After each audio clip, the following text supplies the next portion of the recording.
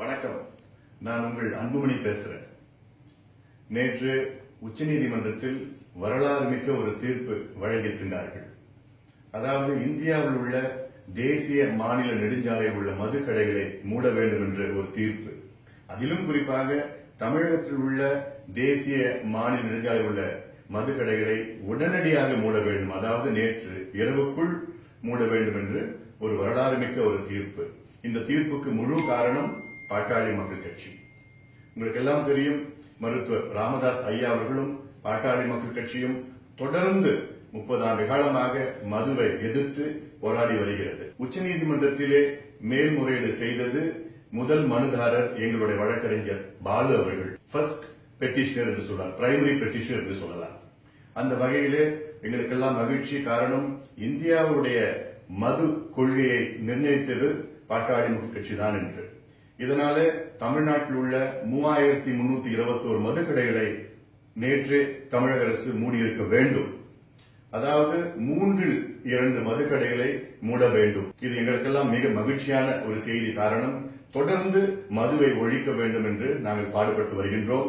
எங்களுடைய முழு இலக்கு தமிழ்நாட்டிலே பூரண மதுவிலக்கு கொண்டு வர வேண்டும் என்று நிச்சயமாக நடக்கும். உங்களுடைய ஆதரவால் நடக்கும். இனி செய்ய வேண்டியது என்ன? தமிழக அரசு இந்த அகற்றிய மதுக்கடைகளை ஊருக்குள், அதாவது 500 மீட்டருக்குள், 500 மீட்டருக்கு வெளியிலே அமைக்க வேண்டும் என்று துடித்துக் கொண்டிருக்கிறது.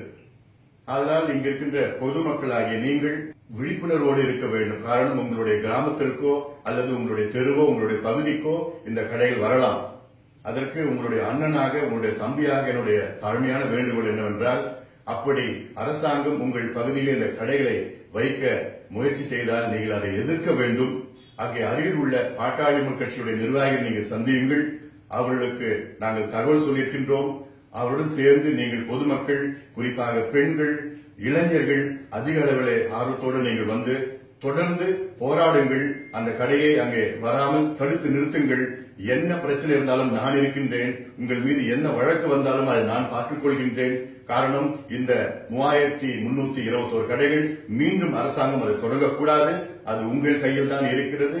நீங்கள் விழிப்புணர்வோடு இருக்க வேண்டும். என்னுடைய தொகுதி தருமபுரி தொகுதியிலே ஒரு கடை கூட அரசாங்கம் அகற்றிய கடை, ஒரு கடை கூட அங்கே தொடங்க முடியவில்லை. காரணம், அங்கே மிகப்பெரிய விழிப்புணர்வு நான் ஏற்படுத்தியிருக்கின்றேன். இதே போன்று தமிழ்நாடு முழுவதும் பொதுமக்கள் நீங்கள் எல்லோரும் சேர்ந்து உங்கள் பகுதியிலே இந்த கடைகளை தொடங்காம, உங்கள் பகுதியிலே இந்த கடைகள் தொடங்கக்கூடாது. அதற்கு நீங்கள் ஒட்டுமொத்தமாக கட்சி பார்க்கக்கூடாது, அரசியல் பார்க்கக்கூடாது. காரணம், இது இந்த கடை தொடங்கினால் உங்களுடைய குடும்பம் நாசமாகிவிடும். இதற்கெல்லாம் முழு காரணம் என்னவென்றால், இந்தியாவிலே அதிக மது விற்பனை நடக்கின்ற மாநிலம் தமிழகம். இந்தியாவிலே அதிக இளம் விதவைகள் உள்ள மாநிலம் தமிழகம். இந்தியாவிலே அதிக சாலை விபத்துகள் நடக்கின்ற மாநிலம் தமிழகம். இந்தியாவிலே அதிக தற்கொலைகள் நடக்கின்ற மாநிலம் தமிழகம். எல்லாவற்றுக்கும் காரணம் மது. ஒரு காலத்திலே மது முதலாக அருந்துகின்ற வயது 40 இருந்தது. பிறகு 30, 25, 19, 15 என்று 13 வயது குழந்தைகள் மது பிடிக்க தொடங்கிவிட்டார்கள். இந்த நிலை தொடரக்கூடாது. நாம் எல்லோரும் சேர்ந்து மதுவை ஒழிப்போம். அதுவரை நாங்கள் ஓய மாட்டோம். நன்றி.